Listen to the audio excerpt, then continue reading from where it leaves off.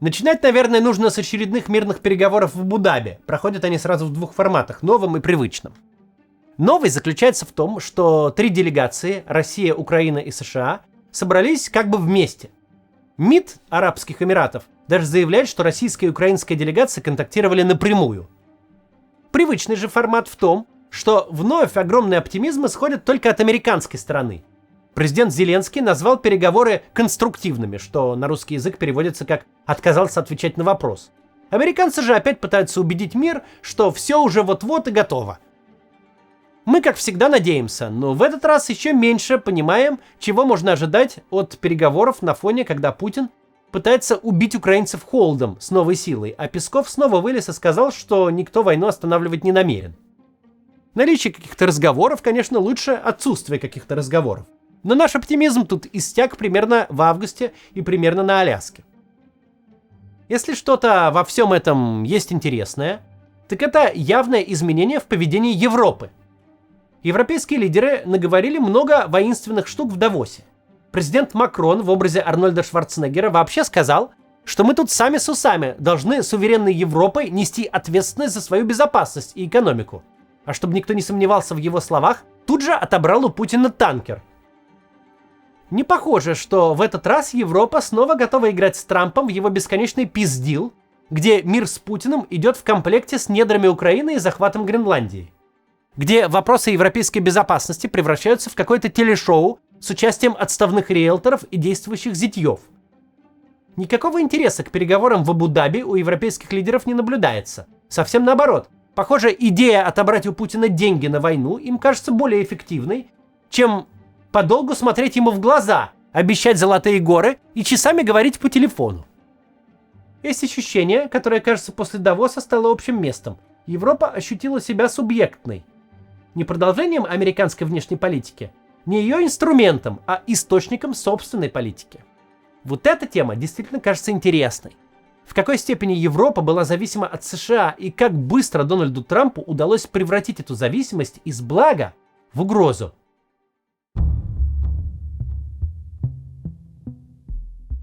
Последние 80 лет Европа американоцентрична не только в смысле коллективной обороны или надежды на американскую военную мощь. США абсолютно доминируют в европейской массовой культуре. Зависит, конечно, от года, но 60-70% европейских кассовых сборов приходится на американские фильмы. В лучшие для европейского кино годы, если брать за последние 20 лет, зрители Европы платили за свое кино только каждый 4 евро. В худшие годы для американского кино каждый 2. Конечно, в каждой европейской стране есть свои звезды. В Германии много артистов, которые в концертном туре легко собирают стадионы, своим прибытием парализуют города. Но вы о них никогда не слышали. И испанцы о них никогда не слышали тоже, и французы. Универсальные звезды, которые одинаково легко соберут стадион что в Мадриде, что в Париже, что в Берлине, чаще всего представители американского шоу-бизнеса. Полицейский сериал «Соко Лейпциг» старше Евро. Он идет настолько давно, что в первых сезонах плохие бандиты там воруют еще Deutsche Mark. В Германии это целый культурный феномен, что-то сродни «Игры престолов» или «Очень странным делам». Но «Очень странные дела» смотрят все, от Хельсинки до Лиссабона. А знание о Соко Лейпциг, если не считать британского кроссовера, заканчивается примерно на немецкой границе. Европейцы крайне зависимы от американских онлайн-сервисов. Еще 20 лет назад существовали какие-то локальные поисковые системы, какие-то местные почтовые службы. Сейчас даже руин от них не осталось, только Google. Нет никакого номера 2 в Европе для коммуникаций, кроме сервисов Мета, Facebook, WhatsApp и Instagram, а абсолютная гегемония. В каждой европейской стране есть свои крупные онлайн-магазины, но в сравнении с мощью Амазона на рынке любой европейской страны, все местные гиганты сетевой торговли – игроки небольшие. Американцы транслируют свой образ жизни на весь мир и на Европу в первую очередь. Кулинарная традиция Центральной Германии и Азорских островов, Португалии, мягко говоря, не похожа ничем. Но и там на завтрак будут есть знакомые по американским фильмам и сериалам кукурузные хлопья с молоком. Американцы задают правовую традицию. Показывают, что носят в этом сезоне, о чем спорят, что хорошо, а что плохо. Европейские страны могут в индивидуальном порядке хоть и разрешаться однополых браков. Но вот движение за права ЛГБТ побеждает в США, и идея о том, что не надо бы граждан ущемлять в правах по признаку ориентации, становится общим местом. Тогда уже не те, у кого есть однополые браки, выглядят особо прогрессивными, а те, у кого их нет, выглядят отсталыми. Право на аборты – это традиционное поле битвы американских либералов и консерваторов. Очень важное именно для США. Страны построены людьми, которые бежали из развратной Европы, где религиозная дискуссия значительно более важна, чем в Старом Свете. Но из-за текущей доминирующей роли США дискуссия эта импортируется даже в те европейские страны, где ее отродясь никогда не было. Хотят того они или нет, но в любой европейской стране либерал будет одним глазом подглядывать на американскую демократическую партию, а консерватор – на республиканскую. Но не нужно думать, что речь идет об односторонней зависимости и влиянии, сравнимом с колонизацией. Ничего подобного. США от Европы тоже предельно зависимы. Американское правительство должно внешним инвесторам треть своего госдолга, остальное своим резидентам. Вот каждый пятый доллар из этой трети, более $1,5 триллиона американского госдолга, находится в руках резидентов Евросоюза. ЕС – важнейший рынок для американских компаний.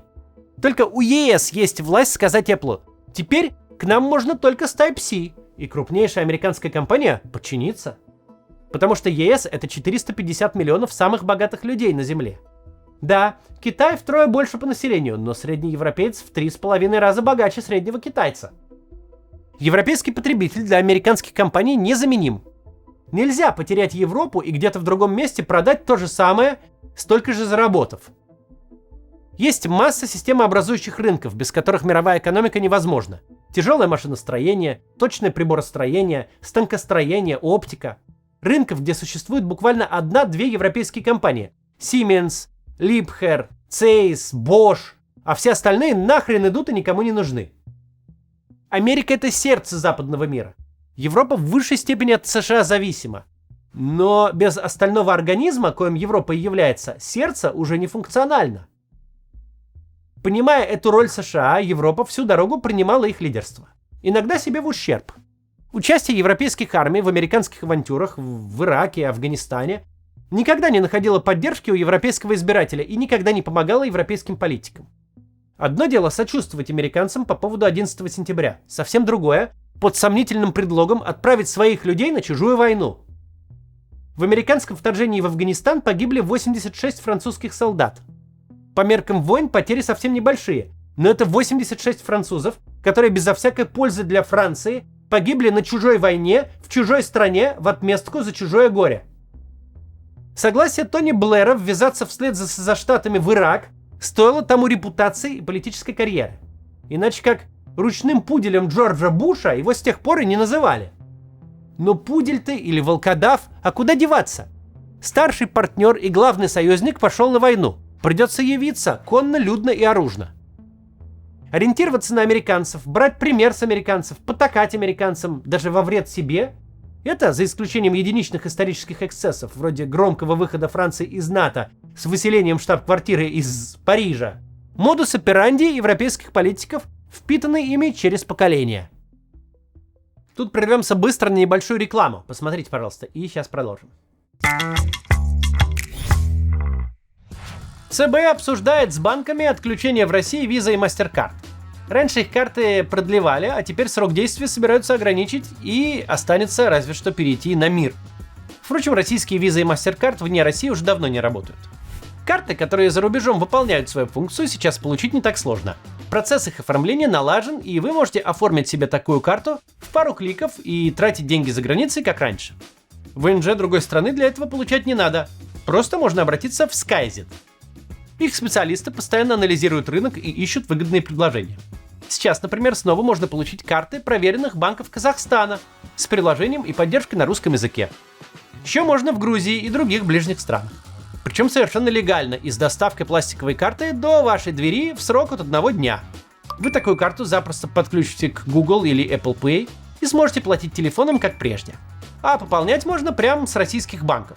Курс валют будет близок к курсу ЦБ и никаких лишних конвертаций. Команда SkyZet оформила карты больше, чем 15 тысячам клиентов, в том числе и членам нашей команды. Специалисты SkyZet могут вас проконсультировать насчет разных карт, их стоимости и возможностей. Сможете снова совершать оплату иностранных онлайн-сервисов, арендовать автомобили, бронировать отели. Еще вы получите премиальное обслуживание, ускоренные проходы в аэропорту и доступ в бизнес-залы, а также страховку путешественника. Больше не придется заморачиваться с ней отдельно.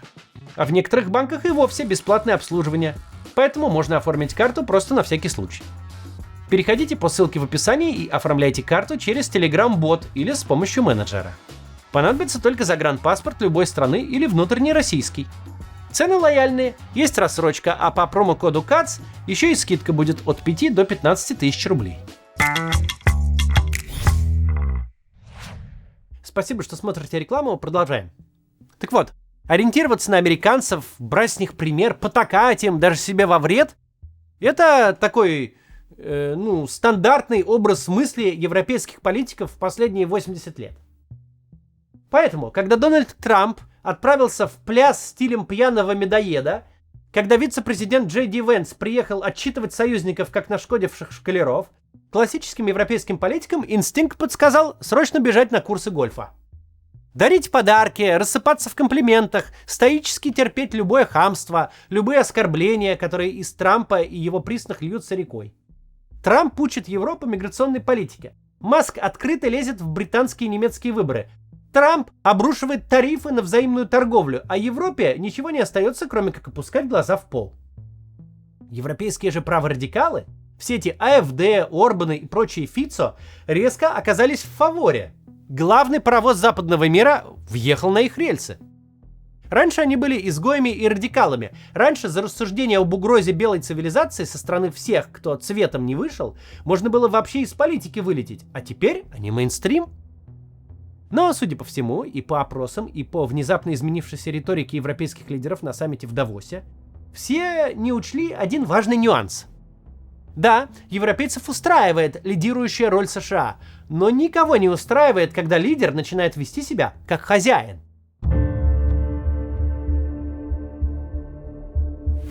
Хамство никому не нравится. Даже если вы потенциальный избиратель АФД, даже если картину мира Трампа разделяете почти полностью, вам все равно не понравится, если он начнет говорить с вашей Германией таким тоном, будто это приложение к его гольф-клубу. Смотреть на лидеров, которые заискивают и унижаются перед каким-то американским хамлом, мало кому придется по душе. Либералы это, консерваторы, неважно. Важно, что Франция — это не восточное крыло Белого дома. Нельзя вести себя так, будто ты тут хозяин. Причем эффект этот мы видели и раньше, не в Европе. Своим хамством, разговорами о 51-м штате, Трамп еще в апреле буквально спас канадских либералов. Партия, которая рисковала провалиться на выборах, внезапно их выиграла и даже прибавила себе 10 мест. Потому что у нас может быть 333 претензии к Джастину Трюдо и его политике, но не американцам его губернатором обзывать. Ну что это такое? И действительно, почему бы Франции не быть субъектной? Почему французский президент должен раздавать какие-то экивоки штатам? Франция — 7-я экономика мира, делит с Германией лидерство в Евросоюзе и обладает ядерным оружием. Если уж Штаты сами себя выписали из лидеров свободного мира, то почему бы Франции не стать лидером?